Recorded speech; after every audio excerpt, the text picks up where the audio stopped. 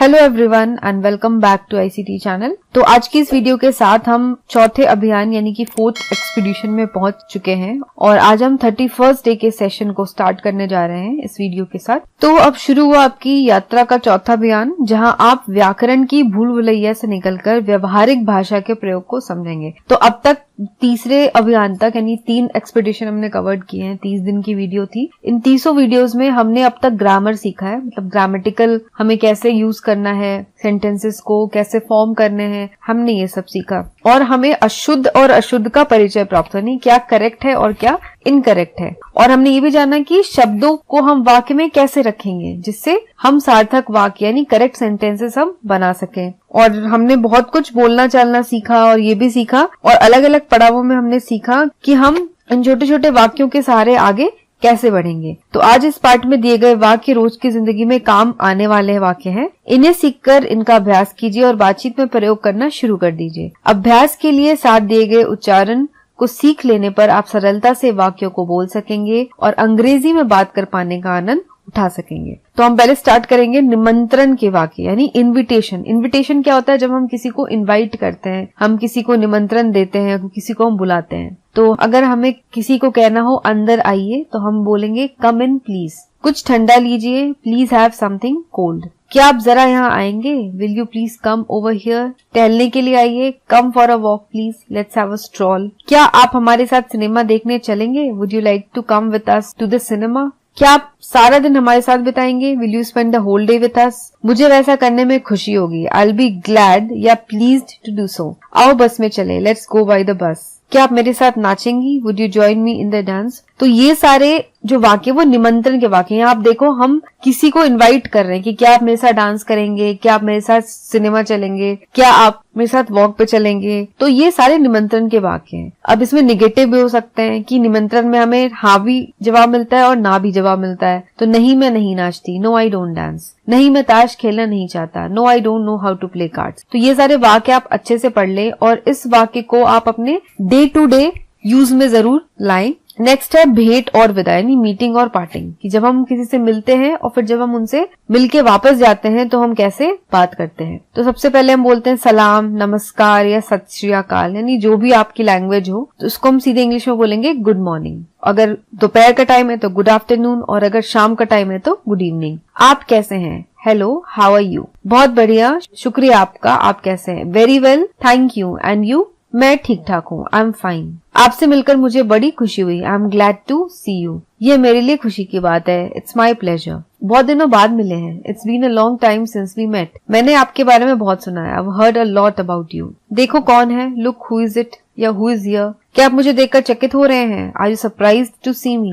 वाकई में सोचता था आप लंदन में हैं। Really, I thought, yeah, I was under the impression that you were in London. अच्छा, फिर मिलेंगे। Okay, see you again या see you soon या we'll meet again. क्या अब जरूर जाएंगे? Must you go or leave now? आपकी यात्रा अच्छी हो। Have a pleasant, nice journey. तो जब कोई हमसे मिलके वापस जाता है या कहीं बाहर ट्रैवल कर रहा है तो हम उसे बोलते हैं have a pleasant journey या have a nice journey. किसी के लिए हम विश करते हैं तो ईश्वर आप पर कृपा करे, God bless you. तो इस तरीके के सारे वाक्य हैं। और जब हम किसी से विदा लेते हैं तो नमस्ते बोलते हैं, उसी को इंग्लिश में हम कहते हैं बाय बाय या गुड बाय। अब है आभार या ग्रेटिट्यूड, यानी किसी को हम आभार कैसे व्यक्त करते हैं। बहुत बहुत धन्यवाद, थैंक्स अ लॉट। आपकी सलाह के लिए धन्यवाद, थैंक्स फॉर योर एडवाइस। भेंट के लिए धन्यवाद, थैंक्स फॉर द प्रेजेंट या थैंक्स फॉर द गिफ्ट। यह बहुत ही कीमती भेंट है, this is a very costly present. मैं आपका बहुत आभारी हूँ, आई एम मच या आई एम वेरी ऑब्लाइज्ड या ग्रेटफुल टू यू। आप बहुत दयालु हैं, यू आर वेरी काइंड या सो काइंड ऑफ यू। बिल्कुल नहीं, मुझे तो खुशी हुई, not at all, it's my pleasure. यह कृपा की बात नहीं है, मुझे इससे प्रसन्नता होगी। This is no matter of kindness, it will rather please me. Next अब है बधाई एवं आशीष यानी कॉन्ग्रेचुलेशंस और गुड विशेस, यानी किसी को जब हम विश करते हैं।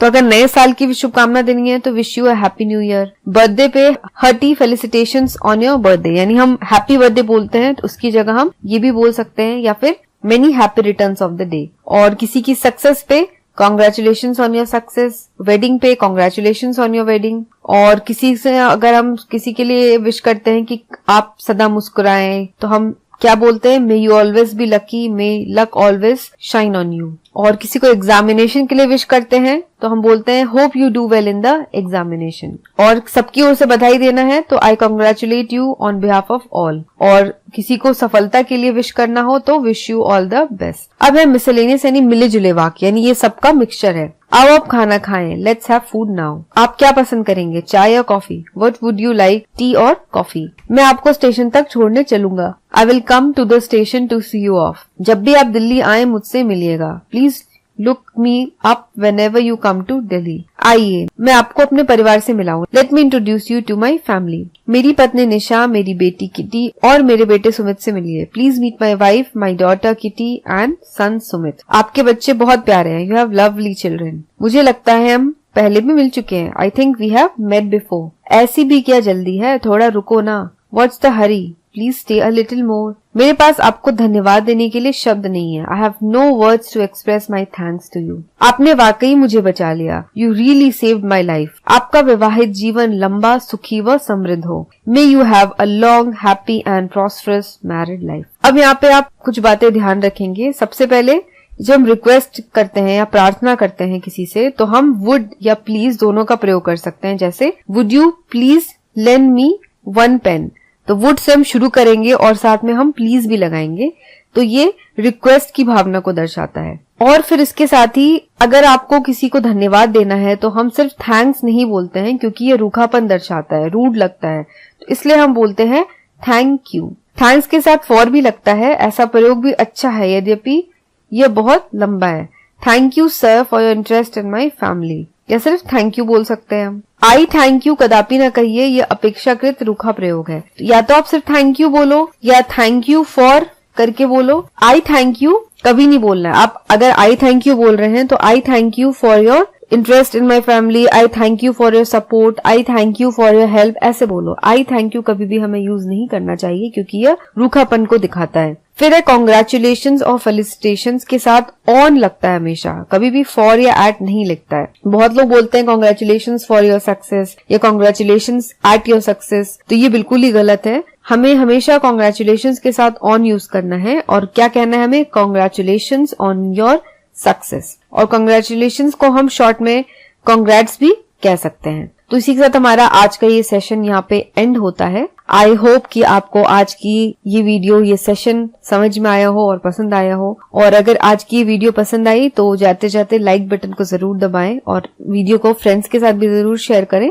और नेक्स्ट वीडियो में हम आगे के सेशंस को कवर करेंगे और नई चीजें भी सीखेंगे। तो बने रहिए मेरे चैनल पे। अगर नए हैं तो सब्सक्राइब करना ना भूलें। तो मिलूंगी मैं आपको अगली वीडियो के साथ। तब तक के लिए take care and have a nice day.